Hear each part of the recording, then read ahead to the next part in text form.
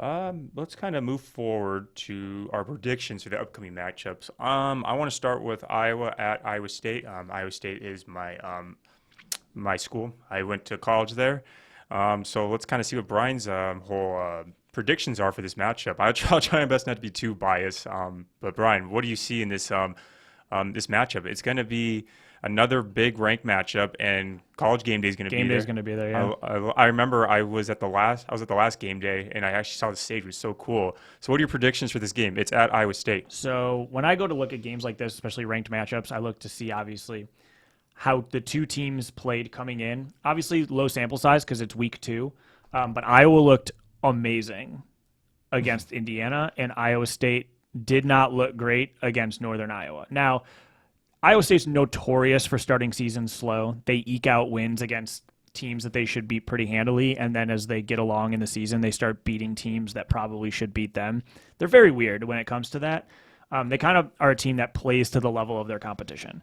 I think a great example is how they, I think last season, beat an FCS school by like 6 points and then came out and beat Oklahoma when they were ranked number 2 in the country. Like Iowa State tends to play to the level of their competition. I think the fact that they're at home, it's against rivals Iowa, and game days there, I think you're going to see the best of Brock Purdy and the best of Brees Hall. And I think that Iowa State ekes out a close, very grind it out win. I'm going 23-20 Iowa State on a late field goal. Yeah, that was actually my prediction. It was going to be decided by a field goal. And what's very interesting with this matchup is like it's called the CyHawk game for a reason. It's Cyclones against Hawkeyes. It's been going on for decades. It's you want to say Iowa State has the advantage because of the home field aspect. Yeah. But here's the thing, though. I've been to that game, whether it's tailgating or the actual game itself. It's got to be pretty equal, right? It is pretty equal, and it almost feels like there's not even a home field advantage. Um, Iowa, I envy Iowa because they never make it to the Big Ten championship game every year like Ohio State does, but they always start very strong and very consistent, especially on the defensive side. And this year, it's looking like the run game is their strongest suit. Yeah. Um, They made Michael Penix Jr., Indiana's quarterback, who's very dynamic. yeah, They made him look like a high schooler. Their defense, their cornerbacks and their safeties were everywhere. yeah. But I think Brock Purdy is worlds better. I think in my opinion, he's probably the second or third best pure quarterback or NFL prospect at the quarterback position this year.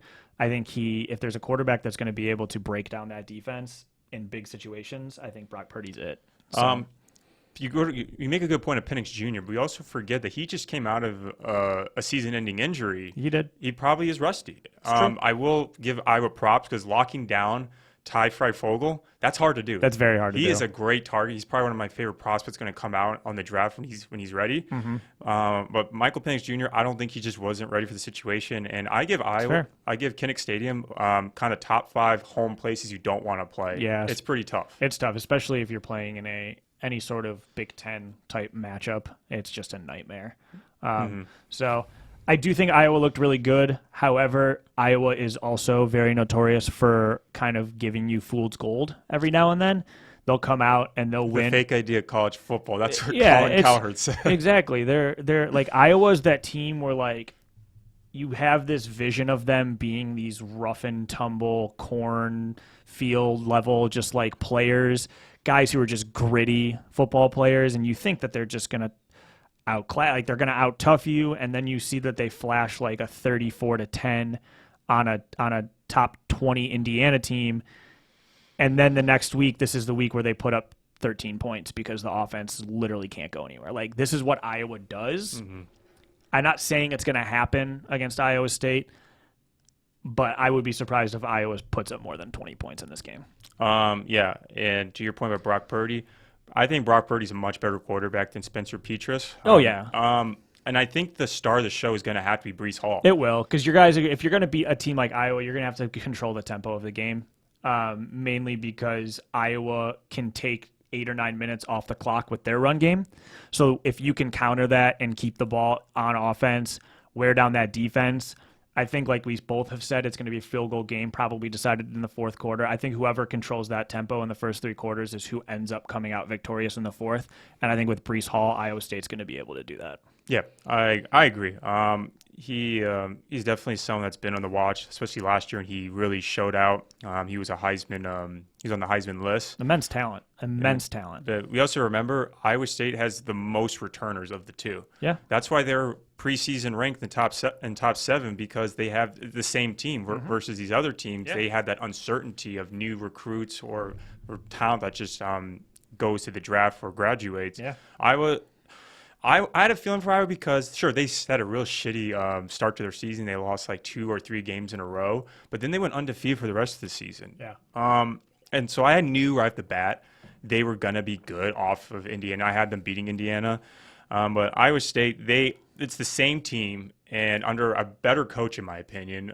Matt Campbell has turned that program from dog shit to like an actual championship team. Yeah, Matt Campbell is next in line to get a major.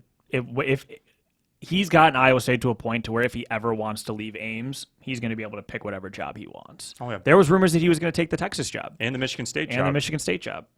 So yeah,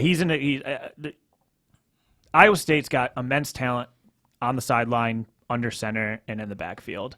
I think, like we said, controlling the tempo on Saturday is going to be what ultimately decides it, and I'm going to give that edge to the Cyclones. One thing I would tell to anyone that's watching room for Iowa State like me, do not turn over the ball. One thing I've noticed is Iowa always capitalizes on turnovers. Yep. It's because of the run game. It's because they can literally jam it down your throat. Doesn't necessarily need the big play, the higher risk big play.